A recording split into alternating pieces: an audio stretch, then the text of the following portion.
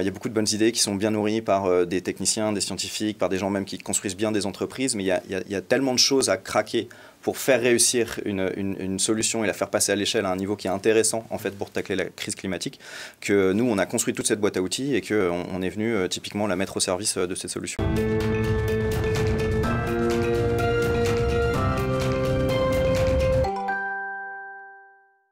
Créé en 2009, Climeworks est le spécialiste de la capture directe du CO2 atmosphérique. Climeworks a mis en service 15 installations de capture directe du CO2 atmosphérique en Europe.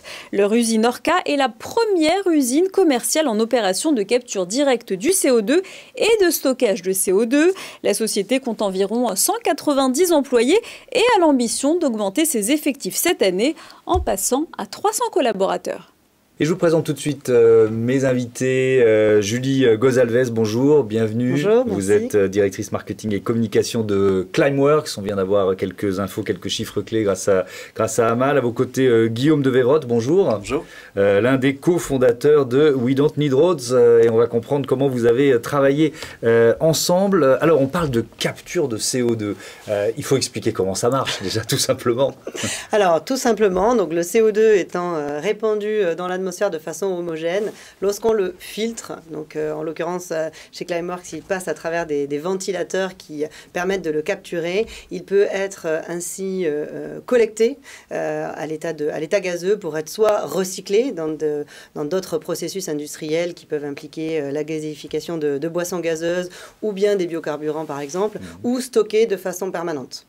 Et donc on l'a vu récemment avec le rapport du GIEC il y a quelques semaines qui a vraiment confirmé la nécessité qu'en plus de réduction d'émissions drastiques, il allait falloir qu'on ait des solutions pour retirer le CO2 de façon permanente. Et c'est ce sur quoi Climeworks se concentre. Donc ça fait un petit peu plus de 12 années maintenant que la société a été fondée.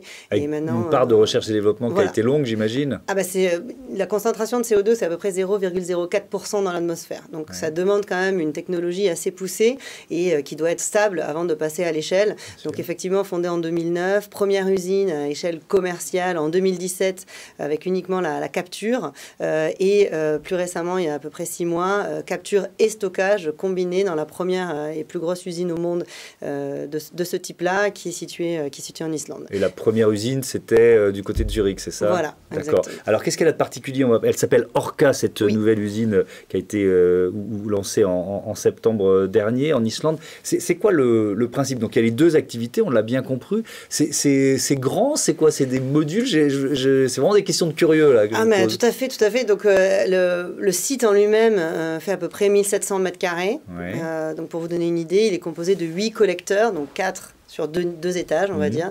Un bâtiment à peu près de 2 étages et demi. Ce sont des collecteurs qui ont des containers qui ont la taille des containers maritimes, comme sur les bateaux. Et donc, qui captent l'air, c'est ça? Voilà, l'air passe à travers à l'aide de ventilateurs. Et ensuite, il y a tout un système, il y a un hall de process qui permet justement de collecter ce CO2 et ensuite de le mélanger avec de l'eau avant qu'il soit envoyé dans les sites d'injection où en fait le CO2 est injecté à peu près un peu moins de 2 km sous terre par notre société partenaire Capfix, où là cette solution en fait d'eau et de gaz carbonique va réagir, en l'occurrence en Islande avec la roche basaltique, pour se solidifier et devenir un petit peu moins de 2 ans une roche stable à l'échelle géologique. Donc, et alors, il y a une question que j'imagine vous vous êtes posée. Cette usine, elle fonctionne avec quelle électricité? Parce que si vous produisez énormément de CO2, voire plus que ce que vous captez, ça n'a pas de sens. Ça n'a pas de sens. Du coup, on ne le fait pas. Nous, ce qu'on fait, c'est qu'on est 100% fourni en énergie renouvelable.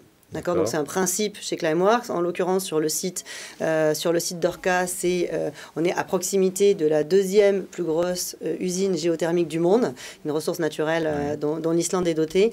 Et en plus de ça, on a des études scientifiques prouvées, donc ce qu'on appelle des life cycle analysis, donc des analyses de cycle de vie, qui prouvent que l'efficacité nette du site d'Orca est de 90%. Donc effectivement, pour 1 tonne de CO2, 900 kg sont retirés de façon permanente et 100 kg sont émis, puis évidemment recaptés. Mais je pense que vous touchez du doigt un point très important, dont on parlait un tout petit peu avant avec Guillaume, qui est la qualité des solutions qui doivent être passées à l'échelle est très importante, puisque on a 3 ans pour agir et pas pour réfléchir. Et donc, il nous faut se focaliser sur les solutions qui sont de haute qualité. Et cette question d'efficacité, effectivement, est quand même au cœur du sujet. 3 ans, c'est l'urgence donnée dans le dernier rapport du GIEC. Effectivement, Guillaume de Wevroth, We Don't Need Road, c'est quoi le principe ? Créé il y a 18 mois, c'est ça ? Alors, c'est ça, créé il y a 18 mois, juste avant un certain nombre de choses qui sont arrivées sur toute la planète et qui ont fait qu'on s'est tous retrouvés dans nos appartements. On a créé We Don't Need Roads, oui, avec des anciens de Google, de Procter et de plusieurs autres grandes boîtes, avec un focus qui était la crise climatique. Donc, c'est un business qui est utilisé comme outil pour tacler la crise climatique. Et donc, on a des équipes un petit peu partout et puis des experts. En fait, on a quelques centaines d'experts dans une communauté qu'on a rassemblée dans 40 pays et qui nous servent en fait à construire des commandos hybrides qu'on met sur les différents sujets. Alors soit pour des grandes entreprises, donc nos clients aujourd'hui ça va être Decathlon, Colgate, Nestlé.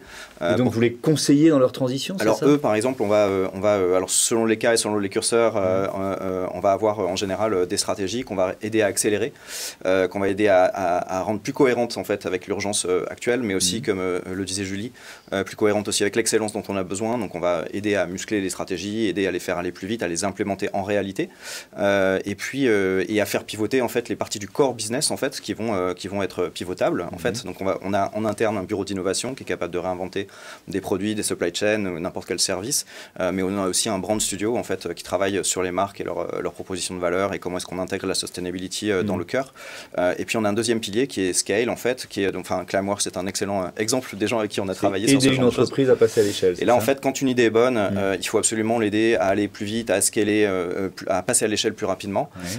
Et donc on fait tout ce travail encore une fois avec notre brand studio et puis nos équipes de business.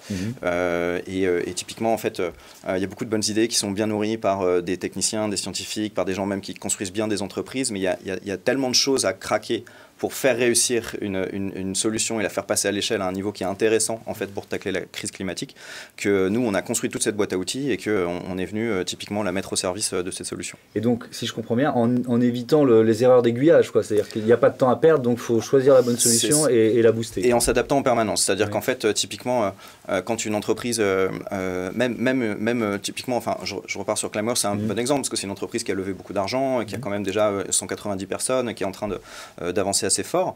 Les propositions de conseils qui sont en face sont souvent, on va avoir des slides, des stratégies, des choses très bien pensées. Ça ne fait pas une entreprise, une solution qui fonctionne en vrai sur le marché et qui vient vraiment tacler les problèmes et à l'échelle. C'est-à-dire qu'on parle de la fameuse gigaton capacity. Pour l'atteindre, il faut la vendre. Et donc pour la vendre, il faut mettre en place tout un tas de choses au niveau du marketing, de la marque, des sales, etc. Et donc nous, en fait, non seulement on essaie d'éviter les erreurs parce qu'on a beaucoup d'expertise et de qualité justement qu'on met dans les équipes, mais aussi on construit ce système de commando hybride qui est capable de pivoter très vite en même temps que les clients et donc de vraiment s'adapter en permanence et de ne jamais s'arrêter pour réexaminer les choses et de craquer vraiment en quelques semaines des choses qu'on mettrait normalement un certain temps à craquer, trop de temps. Voilà. Merci beaucoup, merci à tous les deux d'être venus nous présenter Climeworks, c'était passionnant. Une autre entreprise, c'est Chiffres Clés, c'est parti.